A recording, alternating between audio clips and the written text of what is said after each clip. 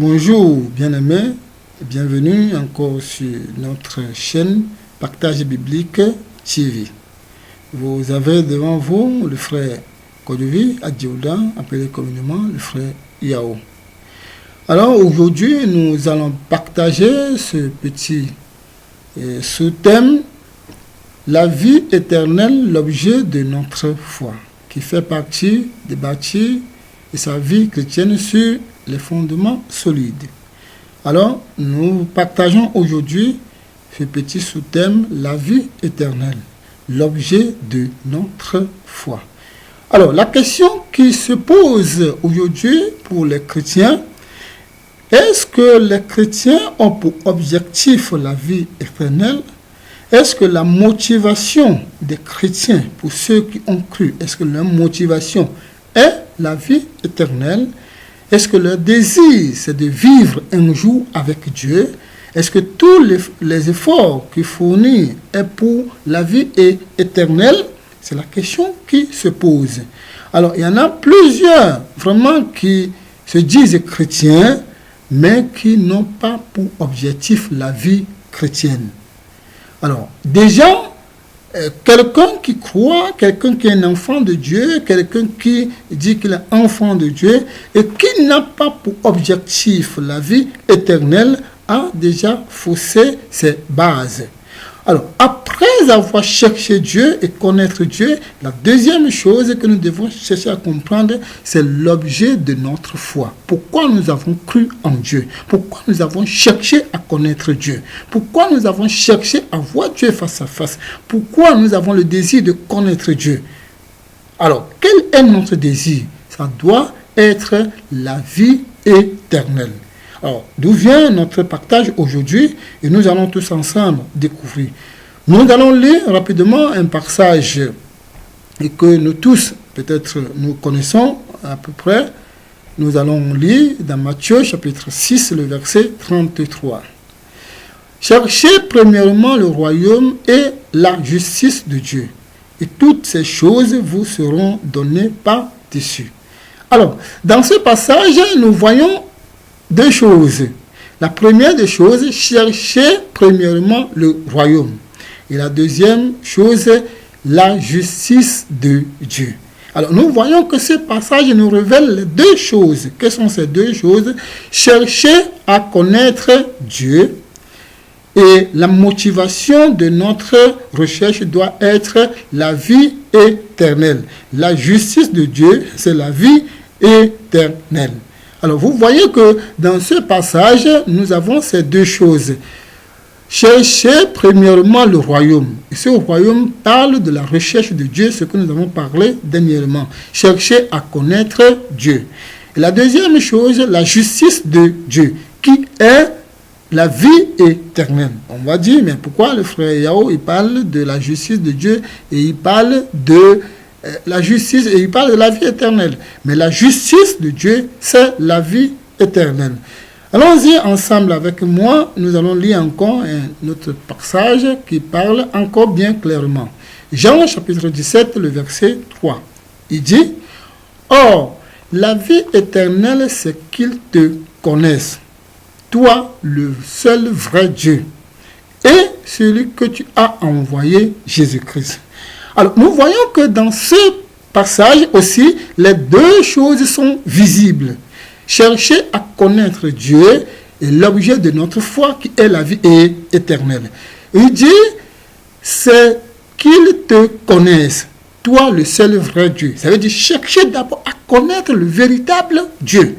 Et après que nous avons connu le véritable Dieu, quel doit être l'objet de notre foi? Il dit de connaître qui? Celui que tu as envoyé, Jésus-Christ, qui est la vie éternelle.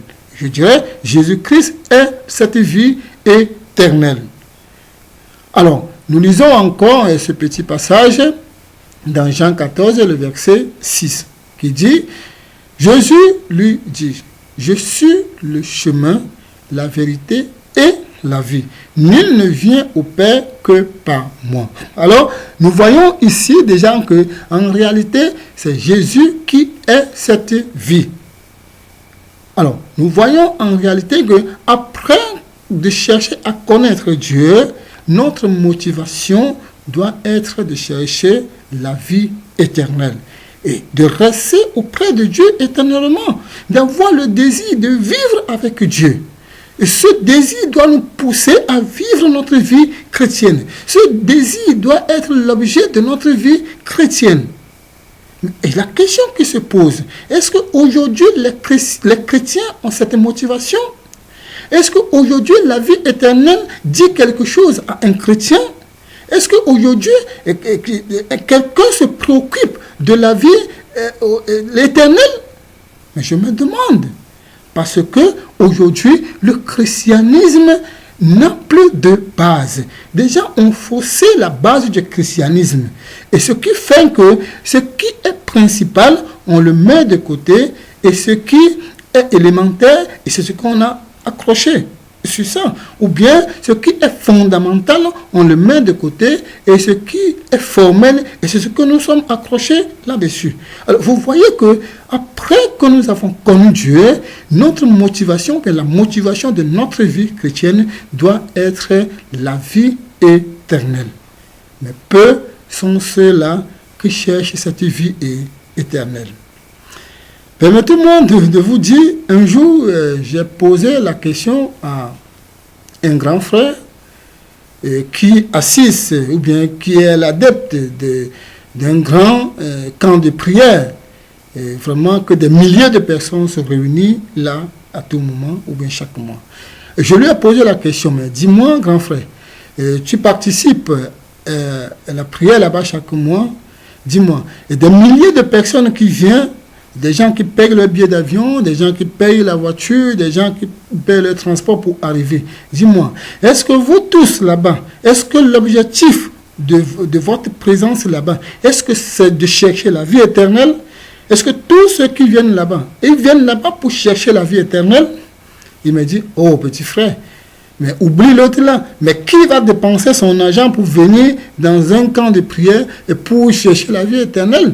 Chacun cherche son intérêt. Chacun cherche quelque chose qui peut l'aider à avancer dans sa vie quotidienne. Et chacun prie pour son travail, pour ses business, pour toutes nos choses. Ce sont des biens personnels que chacun vient là-bas pour chercher.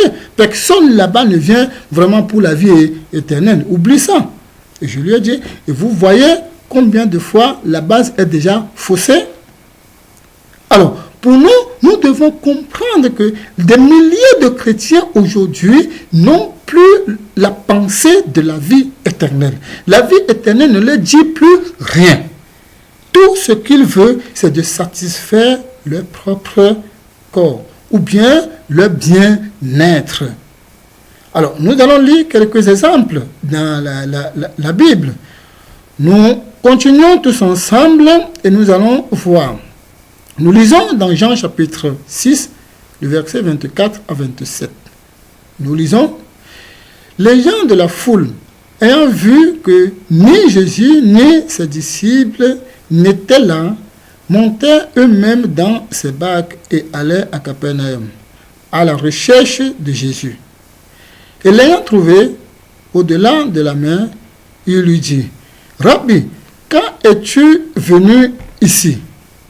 Jésus leur répondit, « En vérité, je vous le dis, vous me cherchez, non parce que vous avez vu des miracles, mais parce que vous avez mangé des pains et que vous avez été rassasiés.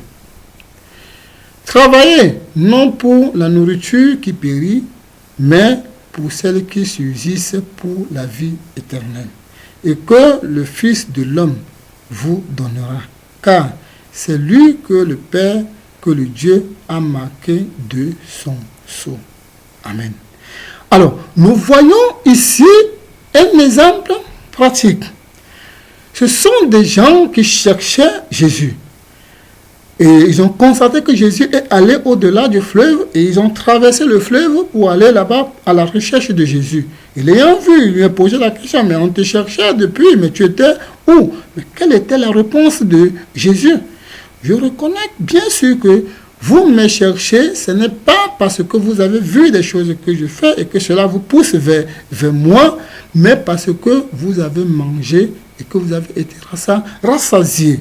Vous voyez, ça veut dire que leur motivation, ce n'est pas de suivre Jésus pour la vie éternelle, mais d'être rassasié. Vous voyez? Alors, et c'est pour ça qu'est-ce que Jésus les a dit, nous venons de lire, travaillez non pour la nourriture qui périt, mais pour celle qui subsiste pour la vie éternelle.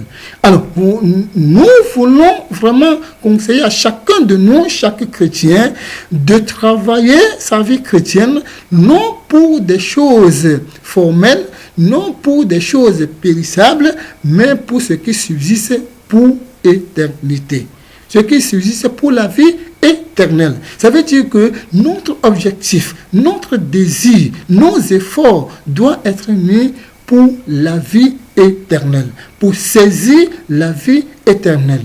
Mais malheureusement, plusieurs suivent Jésus par ces fausses motivations qui ne leur encouragera jamais dans leur vie chrétienne. Et pourquoi? Parce qu'ils veulent satisfaire leur chair, ils veulent satisfaire leur bien-être.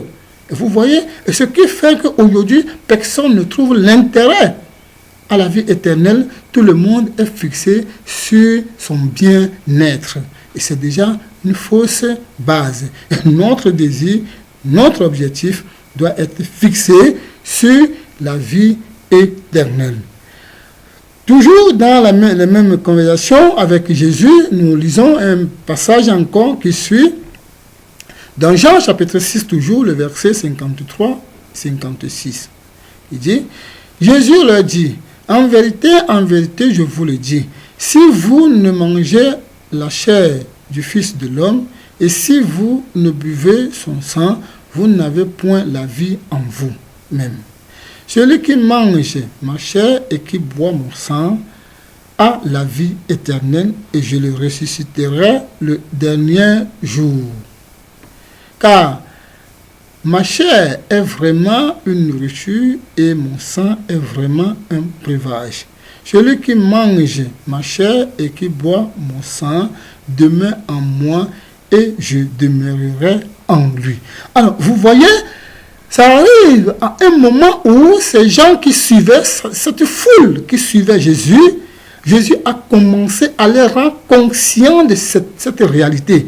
Que si vous me suivez, alors si vous ne mangez pas ma chair et si vous ne buvez pas mon sang, vous n'aurez pas part dans le royaume des cieux. Alors, qui veut dire, si vous ne vivez pas la vie que je vous présente, si vous ne présentez pas le caractère que je vous présente, si vous ne souffrez pas derrière moi, si vous ne vous laissez pas me suivre de tout votre cœur, vous n'aurez pas part dans le royaume des cieux. Alors, quand Jésus a commencé à les rendre conscients de la vie éternelle et la condition par laquelle ils pouvaient obtenir la vie éternelle, alors, et quelle était la réaction du peuple? Qu'est-ce qu'ils commencent à dire? Parce qu'en ce moment, tout le monde écoutait attentivement et Jésus commençait à les rendre conscients de la vie éternelle. Suivons tous ensemble ce passage, toujours dans Jean, le verset 60. Il dit, plusieurs de ses disciples, après avoir entendu, disent, cette parole est dure, qui peut l'écouter? Vous voyez, ces mêmes personnes qui suivaient Jésus, ces mêmes personnes qui étaient à côté de Jésus, ces mêmes personnes qui marchaient avec Jésus, il dit, ces paroles sont dures, qui peut l'écouter? Pourquoi? Parce que Jésus commence à les rendre conscients de la vie éternelle. Jésus commence à les rendre conscients de la réalité de la vie éternelle et les conditions de la vie éternelle. Et pour eux, ils trouvent ça dur. Mais quand ils mangeaient le pain, quand ils buvaient, quand ils se rassasiaient, ils recevaient les guérisons, tant de choses, ils n'ont pas trouvé ça dur. Mais quand Jésus commence à parler de la vie éternelle, ils ont trouvé ça dur. Et qu'est-ce qui s'est passé ensuite? Nous allons lire le verset toujours qui suit, le verset 66-68, qui dit, dès ce moment, plusieurs de ses disciples se retiraient et ils n'allaient plus avec lui. Jésus donc dit aux 12, « Et vous, ne voulez-vous pas aussi vous en aller ?» Simon-Pierre lui répondit, « Seigneur, à qui irons-nous? Tu as les paroles de la vie éternelle. » Vraiment. Alors, nous voyons ici qu'il y a une réalité que nous devons comprendre. Quelle est la réalité que nous devons comprendre? C'est que plusieurs qui suivaient Jésus, plusieurs qui marchaient derrière Jésus, quand Jésus commence à les rendre conscients de la vie éternelle et la condition par laquelle la vie éternelle est possible, on a dit, ils se sont retirés, eux tous. Il ne reste que les disciples. Et la même chose qui se passe aujourd'hui. Et Jésus dit, et vous, mais vous attendez quoi? Et Pierre dit, à qui irons-nous? Tu as la parole de la vie éternelle. Vraiment, au moins ici, Pierre a reconnu au moins que ce que tu nous enseignes, ce qui sort de toi, ce que tu nous dis, cette parole a la vie éternelle. Alors, si c'est la vie éternelle que je cherche, je dois rester. Et les autres qui ne cherchent pas la vie éternelle, ils doivent s'en aller. Et vous voyez, c'est ce qui est malheureux aujourd'hui. Mais c'est ce qui se passe. C'est triste, mais c'est une réalité. Alors, nous-mêmes, nous allons constater dans un endroit où c'est la vérité, où l'accent est mis sur la vie de la sanctification et pour objectif la vie éternelle, je vous dis, vous ne trouverez personne. Mais là où il y a la prospérité, les guérisons, les miracles, la prédication du bien-être, vous allez voir, la foule est là. Pourquoi? Parce que c'est ce qu'on veut. On ne veut pas la vie éternelle. Et vous voyez qu'aujourd'hui, le christianisme a déjà faussé sa base. Là où la vérité est, là où la vie éternelle est l'objet de la foi, personne ne s'intéresse. Mais là où on prêche la prospérité, la guérison, le bien-être, c'est là où il y a la foule. Et la Bible nous avait en parlé de ça. Et comme quand dans l'Ancien Testament, on nous disait ceci, là où il y a des cadavres, c'est là où se rassemblent les vautours. Et c'est une réalité. Vous voyez? Mais là où la vérité est, là où l'accent est mis sur la vie éternelle, là où notre objectif, là où le but de notre vie chrétienne doit être la vie éternelle, personne ne s'intéresse, personne ne va s'approcher. Pourquoi? Parce que cela coûte quelque chose. Et c'est ce que ça coûte que nous ne voulons pas payer. Et nous voulons être à l'aise, nous voulons le bien-être, nous voulons la prospérité, nous voulons tant de choses, mais ce qui concerne la vie éternelle, personne ne veut la vie éternelle. Alors, vous voyez que on laisse ce qui est essentiel et on s'attache aux accessoires. Toutes ces choses, la Bible dit, on vous donnera toutes ces choses par-dessus. Mais maintenant, nous laissons ce qui est essentiel et nous nous accrochons sur ce qui est au-dessus. Alors, vous voyez, là où nous avons faussé notre base. Alors, aussi longtemps que l'accent n'est pas mis sur la vie éternelle dans notre vie chrétienne, ça veut dire que notre fondation n'est pas solide. Ça veut dire que notre fondement est mal posé. Alors, nous allons voir un exemple aussi, parce que là où ça commence à toucher notre intérêt, rapidement, chacun se désengage. Un exemple, par exemple, l'homme riche et Jésus. Nous allons tous ensemble lire ce passage. Dans Matthieu 19, le verset 16 à 22. Et voici, un homme s'approcha et dit à Jésus, « Maître, que dois-je faire de bon pour avoir la vie éternelle ?» Alors, nous voyons déjà que c'est une bonne question. Et une belle question et que cette personne a posée. Bon maître, que dois-je faire pour hériter la vie éternelle? Plusieurs chrétiens posent cette question.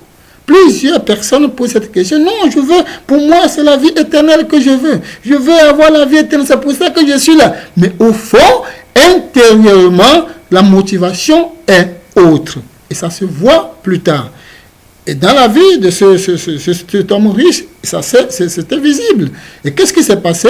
Alors, Jésus a dit, ok, tu voulais la vie éternelle. Et qu'est-ce que Jésus a commencé à faire? À lui rendre conscient de la religiosité, comme nous avons parlé dans chercher à connaître Dieu, que tu n'as pas encore connu Dieu, puisque la religion te renferme encore. Et Jésus lui a dit, mais tu connais tout ce qu'il faut faire. Il dit, quoi? Mais les 10 commandements, on va les pratiquer et tu auras la vie éternelle, sachant très bien que jamais les 10 commandements ne pourraient jamais lui donner la vie éternelle. Mais comme c'est ce qu'on lui a appris, comme c'est ce qu'on lui a donné dans les dénominations ou bien dans la religion, que c'est ça qui est bon pour vous, et c'est tout ce qu'il connaissait, Jésus dit, va le faire. Ça veut dire Jésus lui a rendu conscient de la religiosité. Et pour lui, au moins, il a été un peu honnête. Il dit, vraiment, j'ai fait toutes ces choses depuis ma jeunesse, mais je ressens toujours en moi que je n'ai pas la vie éternelle. Vraiment, il a été au moins un peu honnête. Alors, qu'est-ce que Jésus lui dit? On dit, Jésus l'ayant regardé les mains et qui dit, va vendre tout ce que tu as, tout ce que tu possèdes, donne-les aux pauvres et viens sur moi. Alors, vous voyez, maintenant Jésus lui dit la réalité. Si tu veux la vie éternelle, tu dois me suivre. Tu dois marcher comme moi. Tu dois rester derrière moi. Tu dois copier ma modèle. Alors, dès que Jésus lui a dit ça, va vendre tous tes biens, va donner aux pauvres. Et maintenant, toi, viens et suis-moi. Maintenant, ça a touché ses biens. Et maintenant, nous lisons la suite.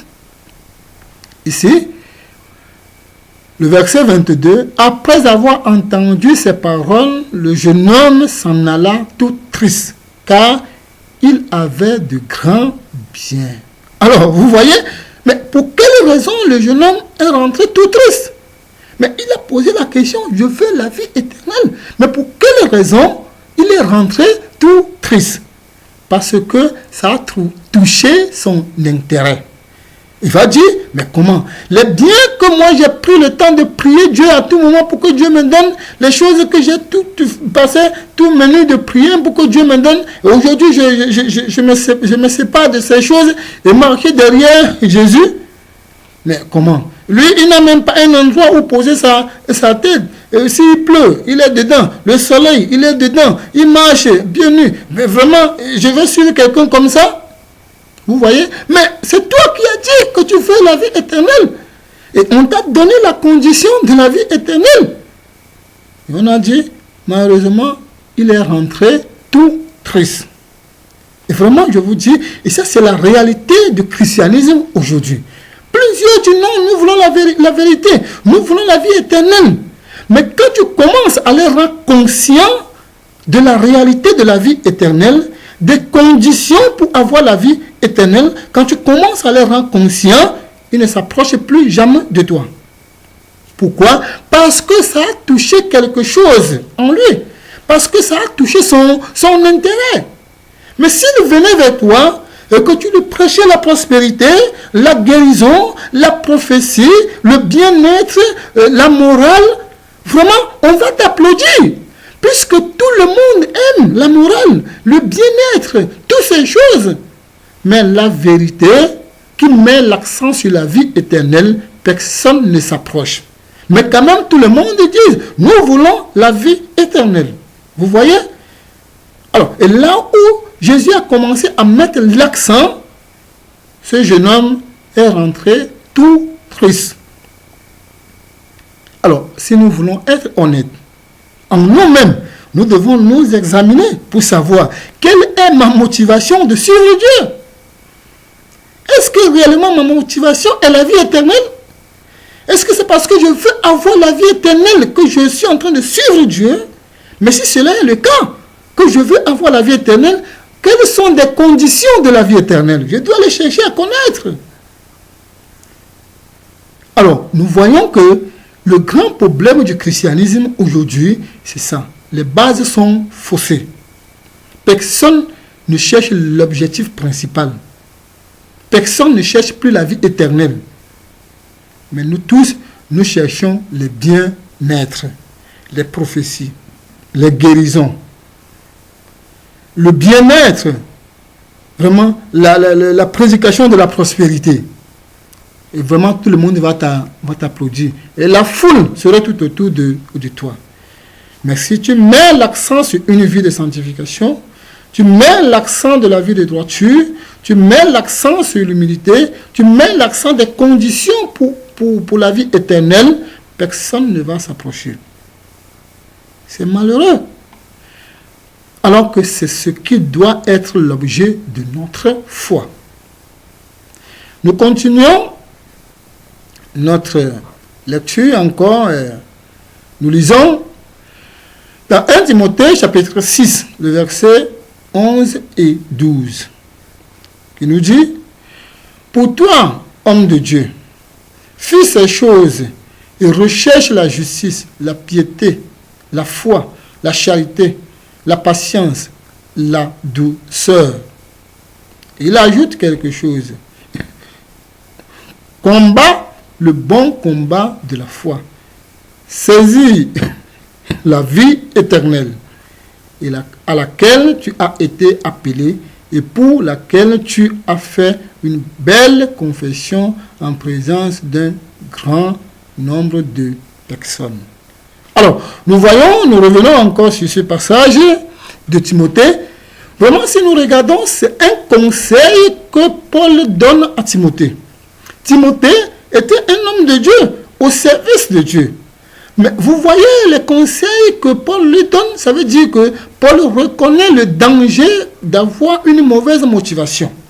Paul reconnaît le danger de se laisser séduire par des mauvaises motivations. Et Paul conseille Timothée à se donner totalement afin de pouvoir saisir cette vie éternelle. Il dit, pour toi, homme de Dieu, fais ces choses. Quoi? La prospérité, la guérison, la morale, toutes ces choses vraiment qui appellent la foule. Fais ces choses. Et qu'est-ce que tu dois faire? Et chercher la justice.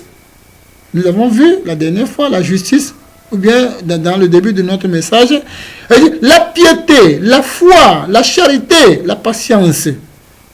Et il ajoute, combat le bon combat de la foi, saisis la vie éternelle à laquelle tu as été appelé. Paul demande au Timothée de chercher à saisir la vie éternelle. Et il dit, c'est un combat. Et c'est ce combat que plusieurs ne veulent pas mener. Plusieurs ne veulent pas se laisser dans ce combat pour vraiment vaincre. C'est un combat à chercher la vie éternelle, à saisir la vie éternelle. Et c'est ce que nous devons faire. Nous devons mener ce combat et sortir victorieux dans ce combat. Alors, nous devons comprendre que l'objectif de notre foi, ça doit être la vie éternelle. Et si cela est le cas, nous devons marcher selon les conditions pour obtenir cette vie éternelle. Lisons ensemble avec moi ce passage que nous allons lire encore une fois de plus dans Jean chapitre 2, le verset 24 et 25. Alors il dit que ce que vous avez entendu dès le commencement demeure en vous. Si ce que vous avez entendu dès le commencement demeure en vous, vous demeurez aussi dans le Fils et dans le Père.